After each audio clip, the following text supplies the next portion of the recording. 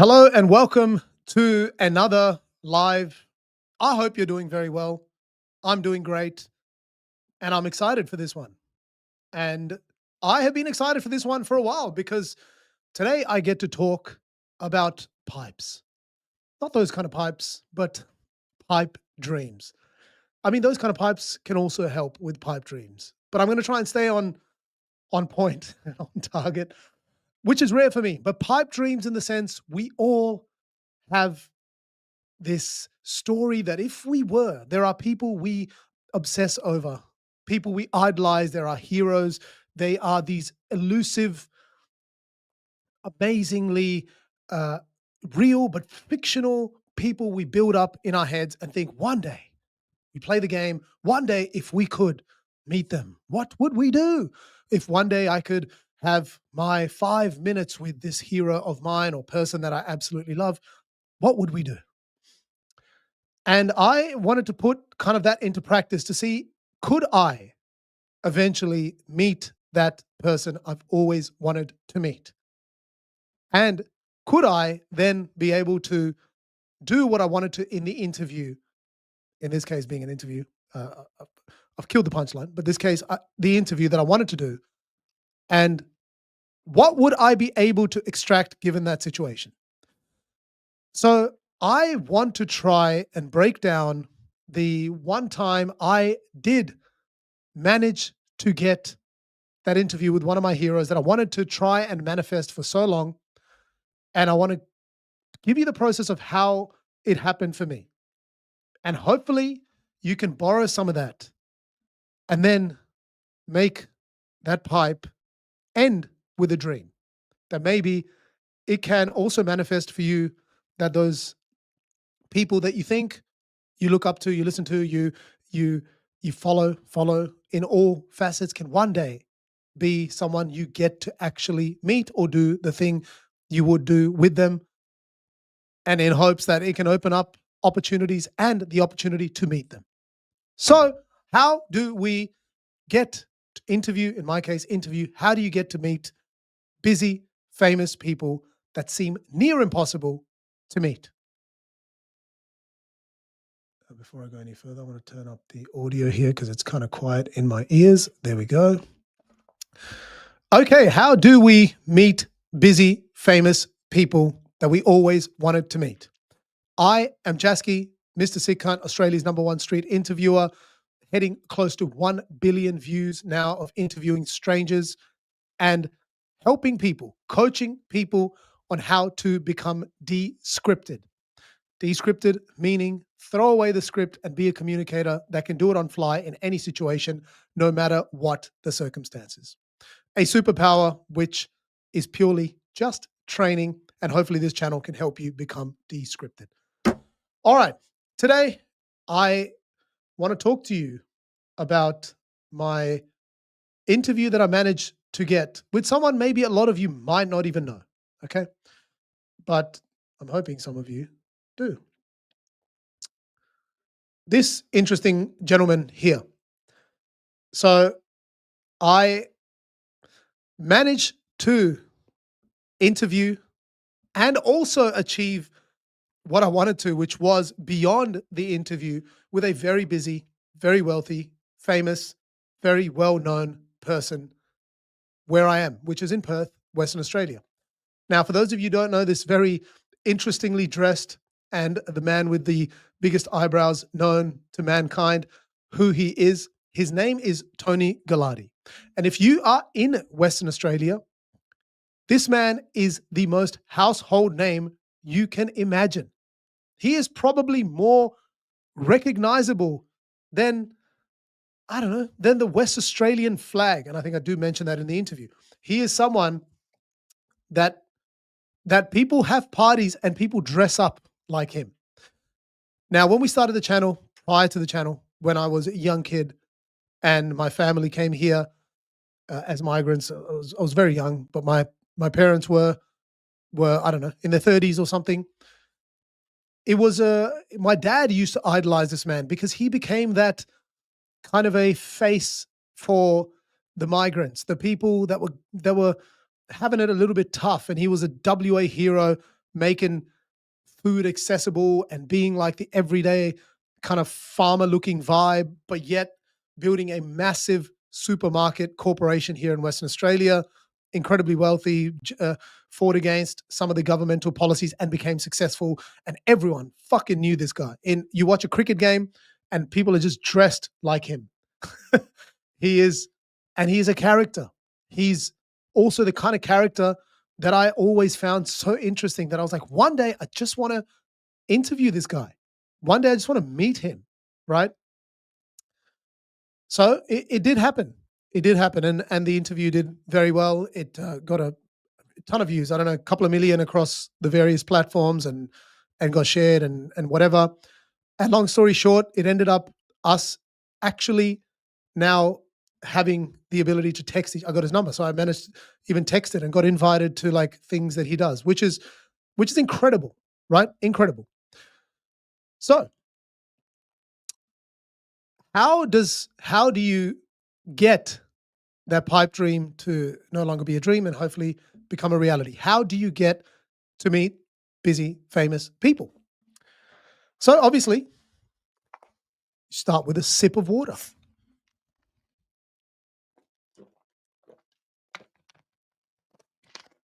For those of you that join any of the lives now know that for some bizarre reason, I elect to sip on fizzy carbonated water because I'm insane. It is the worst thing to be drinking. How do you make it possible? Well, the way that we did it, okay, is I know maybe the process is to try. I mean, probably the most common process that most people know is how do you access some of these people that you want to reach out to? And typically it's like, well, how do you find a path to them? Meaning, how do you traverse a uh, a path? Oh, I can't think of a better word. Expert communicator right in front of you. How do you traverse a journey that gets you through a bunch of hazy networks that eventually arrives at that person? That's typically the most known strategy of doing it. You go, hey, I know this person, that person knows that person. Maybe that person will introduce me to some other assistant. That assistant knows the executive assistant. They have a relationship with this, and bang, then you end up at the person that you want. Now, it's a little bit of a difficult process, but it can be done. I've done that in the past in more of a business setting. You just kind of reverse engineer and slowly get there. I thought a much more unique way of trying to do it, but also I wanted, when that moment happens, I wanted to be in reverse, where it is kind of we get him to come to us. Not in that way. I'm not saying I have an ego about it. I was very honored to meet the man, but it is kind of enough of a momentum build. There is enough inertia here that at some point he will come to us, and not directly through him, but some way he will come to us, and the situation should be so warm that we can then do more with it had I traversed my path to requesting, begging, and prodding my way to getting in front of said person. Let me repeat that. I wanted to find a way that it was already such a warm introduction that the heavy lifting would be easier. And similarly, it would result in us getting more than just an interview. Okay. An interview is great, but getting someone to be part of a joke, part of the video, and potentially a more meaningful relationship down the track is way more valuable. And I feel like the way that can be done is by building enough momentum that the wind flows in your direction. Okay. Enough fucking weird analogies. I'm going to break it down into simple steps. Okay. So we eventually interviewed Tony. Was late last year. This is late 2025 when we were in Kalgoorlie. The whole situation was pure timing and serendipity. But what happened 1 year prior to that? What took place 1 year before that serendipitous timing happens, and it always is the case. It's always like, ah, that was just a rare, strange circumstance that I met this person, and look, Mr. Beast was walking past, and we ended up having an interview. You kind of think that, and many times that may be the case, and in this case, that might truly be the set of circumstances that took place. But what we did was, for the year prior, was continuous mentions of him in our videos, doing things where we brought him into the conversations of my interviews, knowing that if the algorithm is set up as such that if you build content for a particular person, you mention the particular person, you do something around who you want to target, the algorithm somehow just sends it to them. Someone makes content about me, they say some shit about me, it's some weird analysis or like hating or fucking roasting me or quoting something. Somehow, not always, but some of the stuff just surfaces and I see it. And I wanted to do that in reverse, because I know, and I know many of my friends or people, I do that in air quotes because they're not really friends, but like sometimes we hang out and we do like, comedy together. So you like kind of have a friendship through the thing that you're doing. Anyway, I could have just said friends. Didn't need to do that. My friends have created like accents, or they're like impersonators of certain people, and they've done impressions of people that in the likes of Gary Vee, Alex Hormozy, and this and that. And what it's done by doing those impressions or mentioning those people in your content has ended up with that person. And then that person has reached back out to this creator, and they've ended up meeting each other. It's ended up clearing a path to meeting that person just by using the power of the algorithm to kind of get to the person for you, right? So the work you're doing is trying to build something that hopefully the algorithm becomes your networking partner. It is finding its own path to the person you want to get to. Okay? And that is quite powerful, because sometimes now when I create something, I build something, and I want to reach a certain type of audience or a person in particular, anyone in particular, they're all on their phone. They're all on it. They're all, doing something. It's everyone is on the social medias. So the algorithm knows who that person is. The algorithm knows they want to see themselves more than anyone else. So if you can create something that reaches that person by mentioning them, by doing an analysis on them, by calling them out in some way in your content, or taking a contrarian approach and criticizing them, it is likely at some point it is going to be seen by them or their immediate network, their family, their friends, their close colleagues, and all of that shit. And then they will introduce them to who you are. And this is the one circumstance that I'm analyzing and showcasing to you, but it happens all the fucking time.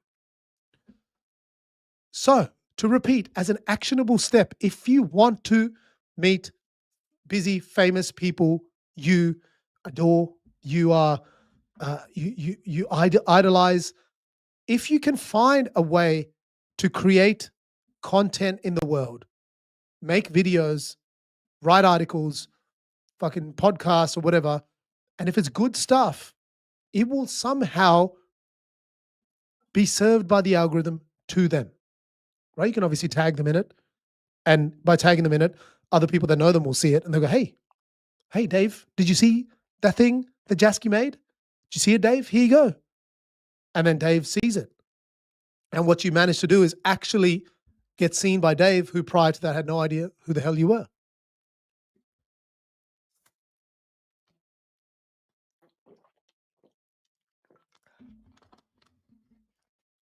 So what did we do? Let me play you a video. This is 1 year, roughly 1 year, a little bit over 1 year prior to us meeting Tony Galati in Kalgoorlie. Okay.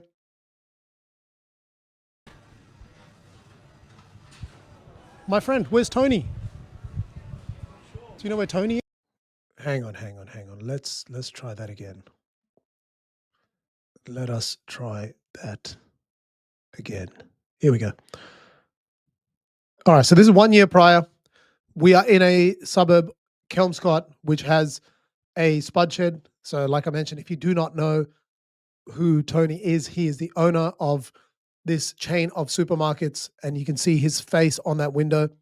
He's plastered across all of the supermarkets. His face is synonymous with the supermarket called Spud Shed.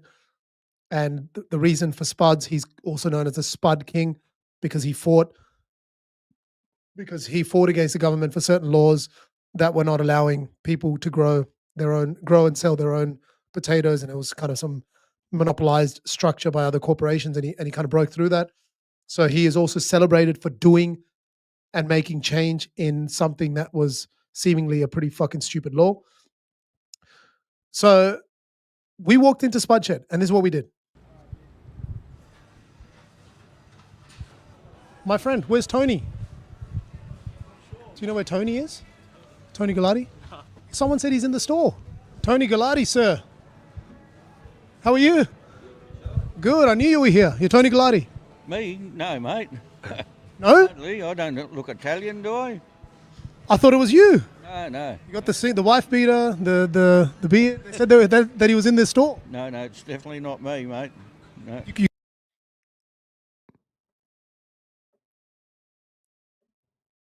In Kelmscott. Oh, bugger if I know. I don't know. I kind of scrubbed it there, so I don't know what was said.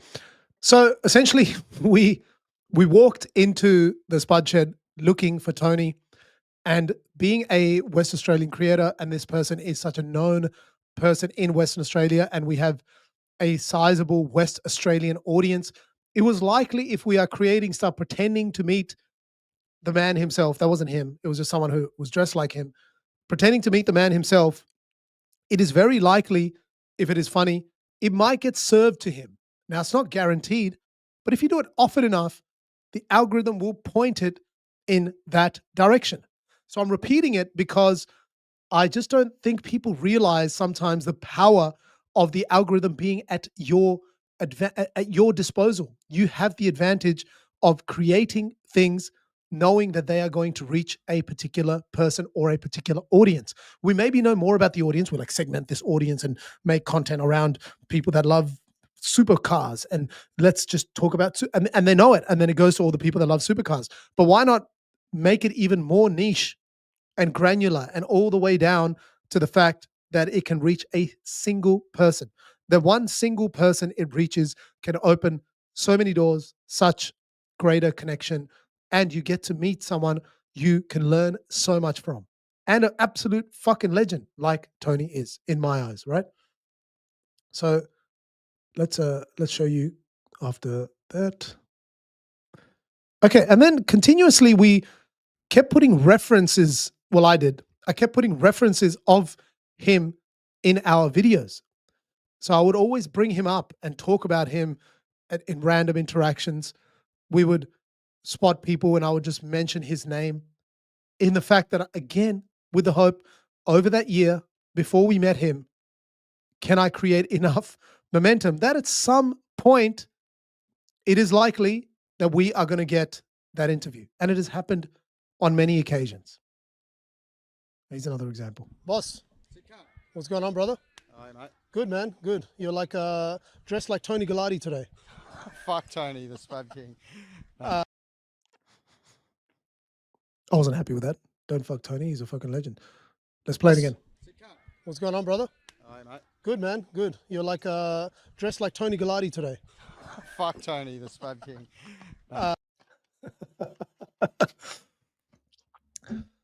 So yeah, a lot of these references of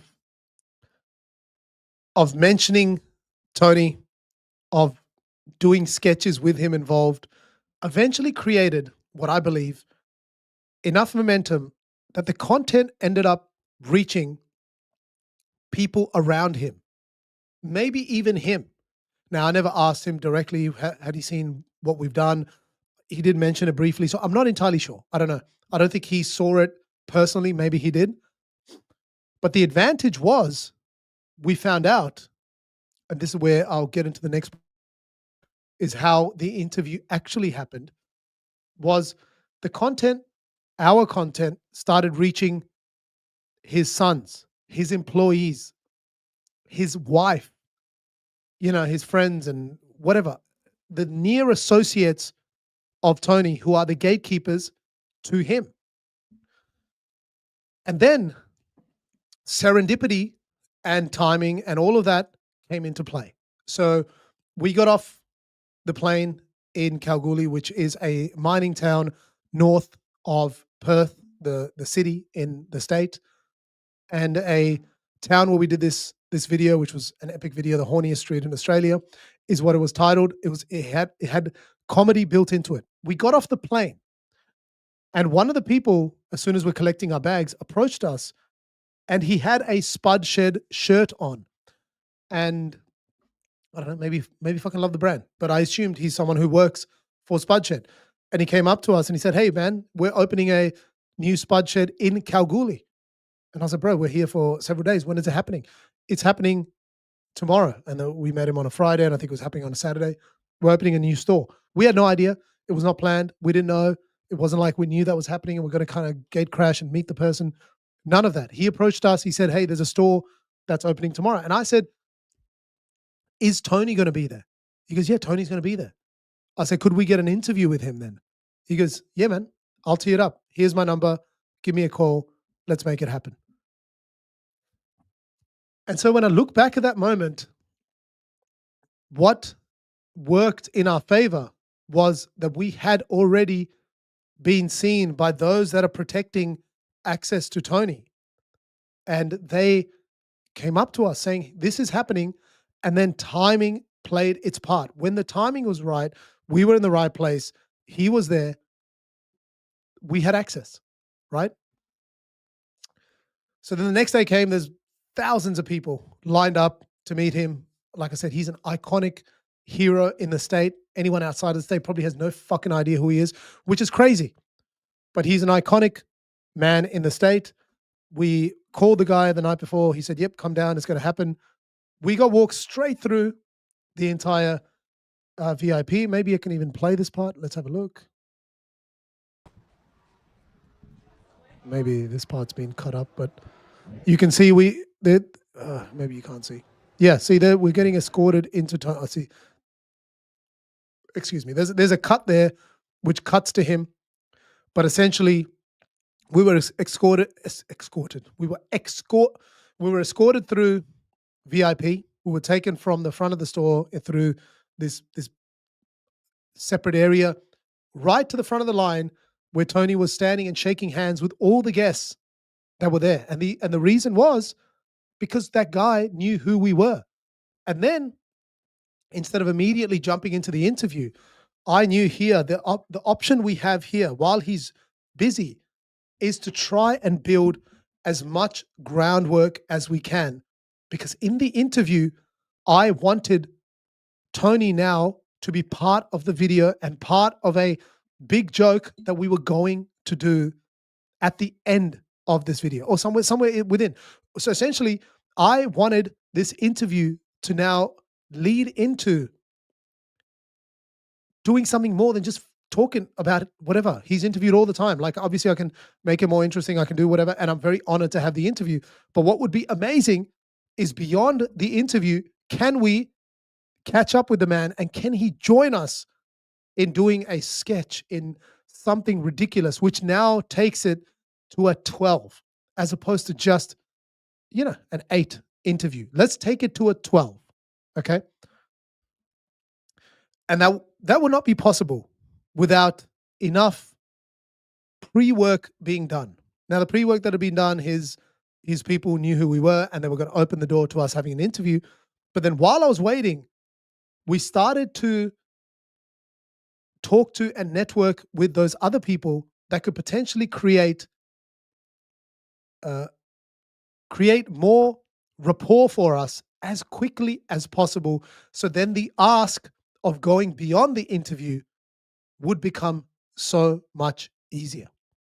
What that means is I spoke to his sons. They were roaming around. Eventually, I got introduced to his sons. We're having jokes, banter. Hey, what should I ask your dad? What is something unique about him? And they're just shooting all this crazy stuff at me. We're having a ton of fun. They're like, oh, dad does this and this. So I got amongst the inner circle.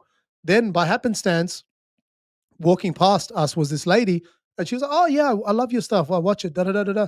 What are you up to? And I'm like, oh, I'm just waiting for Tony to be free so I can interview him. She's like, oh, I'm his wife.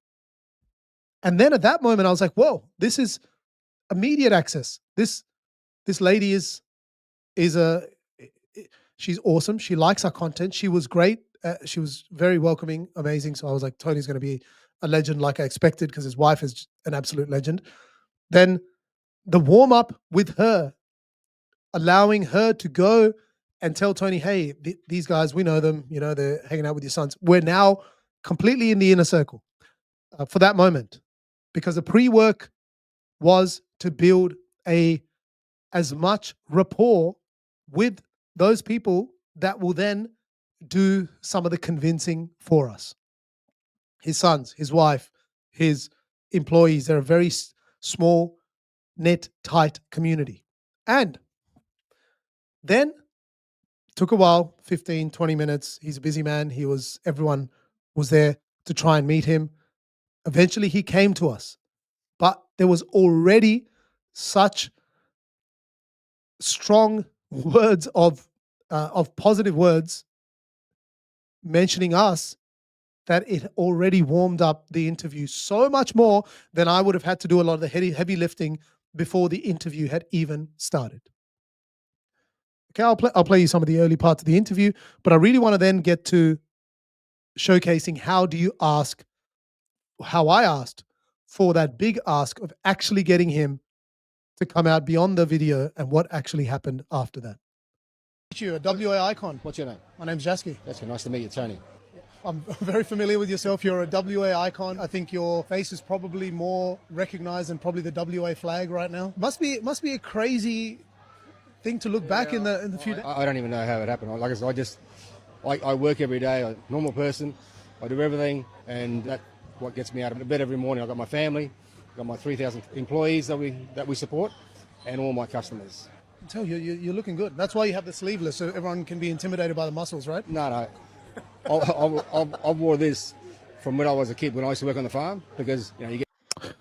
And just to pause it there, the intentional approach here was I want to be mates with him. I'm not here to have a corporate interview. I'm not here to talk to him about how is the pricing that you explore for your supermarkets and become competitive. None of that shit, right? I wanted him to feel that, hey, this is kind of like not an equal, because I'm not an equal. He's an absolute legend. I'm just some guy who interviews people, but an equal in the sense that we can banter. He's cool. I want him to feel like I'm likable immediately.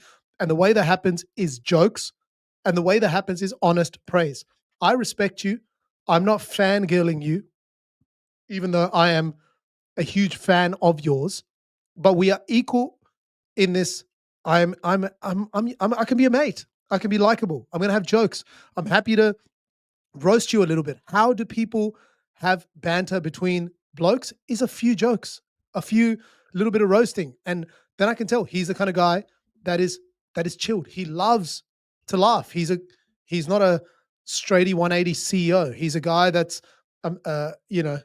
grown up working in the farm. He wants to fucking joke around. He wants to swear, be cool, be with people who are relaxed, who are cool to hang with. And that's kind of the aura I really wanted to create very early on, because that would allow the rapport that I wanted enough to then get Tony to be part of to actually develop a relationship with the guy, not just have an outcome. Like that's great if that happens, and that's what I wanted. But in the end, it was to go, hey, I finally got to meet this guy that I always wanted to meet and be like, yo, we have a connection. It's dirty and it's sweaty, and if I feel comfortable. Usually in summer I wear a singlet. In winter I wear one of these and shorts. I've never changed from when I was 20. I've got about 20 of these, about 30 singlets, about 20 pairs of shorts, and my boots, and that's me. And is it because you're still in the field? This is where I come from. and you never forget where you come from. We're people from the land, and we'll always be people from the land. And we know how hard it is, and a lot of people. And I knew in that moment he is a absolute genuine bloke, a very, very good dude, a hardworking dude, and a person who actually cares about his people and his community, which I already had a feeling would be the case, but it was evidently clear in that moment. And I was like, yep, this is the guy. I wanted to meet him. I'm here. I'm right in front of him. We're having a conversation, and he is the guy that, you know, they say never meet your heroes, and he's a guy that I've always felt like, man, he's who he is, and he's an absolute legend. If we went around, they wouldn't be able to afford to eat healthy. Like, you look at our stuff. We've got broccoli for $1 most of the time. Yeah, we've got spuds, 4 kilos for $3-4. I was looking at the bananas, Bananas $2. for $2. We are the cheapest. So I love that. That's why people in WA have this affiliation with you as a person who's stood up against the board and did all of that to get to where you were, and then still seems like the guy who's trying to say, I want to make things affordable for people, and that's why there's so much hate for. The thing is, money for next generation. Hopefully, So I'm just scrubbing through the parts that are still in the rapport building phase, right? Still had enough jokes. He knows, hey, this guy's cool, and also he's smart. He's asking good questions. He's not an idiot that's just going to talk dumb shit. There's got to be a level of respect for the person as well, because you're not going to spend your time dealing with a dumbwit. And then I've got to switch to joking, the ask, right? I could bring it to my grandkids. I've got 12 grandkids, another one on the way. Wow, congratulations. Thank you. Amazing. Can I tell you the joke of Kalgoorlie? And that's why we're here, because we're filming a video, and the video is called the horniest street in Australia, because it used to be this one line that had the most amount of brothels in the whole of the country, and it's like synonymous that every shop has to have a skimpy. So I'm wondering, are you going to stick to that tradition where all your checkouts are going to now have to have a skimpy because it's traditional Kalgoorlie? Oh, I wouldn't go that far. Imagine the business, Tony. I'd come in here every day. Would you be able to run it past the mission? You and I would probably have a laugh, but so it kind of broke the serious corporate regurgitation that he probably has to do a lot. Okay, he knew. Okay, cool. This hopefully, like, what I'm trying to say is, I wanted to make it clear who we are. We are people that have a laugh. We are people that do comedy. We are people that push the line and are jokey. If you like that, I hope you will enjoy our company. Because if I masqueraded it as like, oh, we're just these serious people, and then we try and do some bullshit joke, it doesn't work. Okay? So I wanted to be clear about who we are. Okay? This is who we are. we just supplied food. When they leave with the food, they can do what they want. Amazing. So how long are you in Kalgoorlie? I drove a truck in, and then the boys drove it back. I'll probably be back in on Sunday with a load. If I can't get a driver, because I still do it, I'm hands-on. I don't sit behind a boardroom or an office. I'm out every day with my staff. I can feel that. The reason I was asking is, would you join us and come out to one of the pubs, have the Kalgoorlie experience with us if you have the time in the evening? Absolutely. Or tonight's free. Is that a deal, or is that just a camera deal? I'll do a deal with you. So that was the ask. I wanted to now go beyond the interview. How do I get such a busy, famous, very ubiquitously requested person to take out his time to come with us? Okay. The likability, the rapport, having people in his inner circle vouch for us, all of that was done in advance. A lot of the people had already seen our content and our videos, so that had already done a lot of that groundwork. And then the ask of, when are you here till? So I knew that I could then position the timing in between that. Okay, tonight, we're here tonight. And when someone says on camera, yeah, that's cool, I'm down for it, it's a camera deal. So I had to then double cross check and say, is this a camera deal? Because you have to call it out. He's an incredibly busy person. His time is wanted by everybody. It's not like you would invite some random unknown person to take out his time. So is this a real deal? You confirm that again by then making sure that the person is going to abide by their commitment. And he said, no, I'll have, this is the deal. And then walked us over to his son and actually locked it in, saying, get his number, contact him. He didn't give me his number at that time, but contact him and we'll make it happen. I would Since you've come out and seen us and put the effort into it. Ooh, that was a strong one. Tony, so then it actually happened. So we left the interview and I was like, fuck, we might actually get him to join us in our video, because now the next ask was to get him to be the ending of our video, which what ended up happening is we spoke to his people, we got the numbers, and he actually, this is how much of a legend he is. He invited us to dinner with his entire family and staff. So he not only said we'll link up, we ended up being invited to dinner, hung out with him. We went to several pubs with him after. I mean, there's like 3 fucking pubs in Kalgoorlie, but we went to all of them. He was incredibly welcoming at all times, just chilling, just hanging out, got to know him, got to spend time with his community, his people, his family, spoke to his son at length and became part of the inner circle. And then he even went with us to do the most ridiculous joke that I think he's probably ever had to do in his life. And the joke was, because we did the video called The Horniest Street in Australia, the joke was the madame of the oldest brothel had never slept with anyone. And I was like, Tony, as WA legend, you're the only guy that can pop the cherry of the madame. and for a person who lives a corporate life, for him to take that joke on with us just indicates that he's a fucking awesome guy. That's why who he is. He's a fucking awesome guy. And he wanted to be amongst it with the joke. And also it shows that he was comfortable enough with us, built the rapport, and all of that pre-work came to this final segment. And of course, when there's a final segment and you're trying to do something technically always has to go wrong.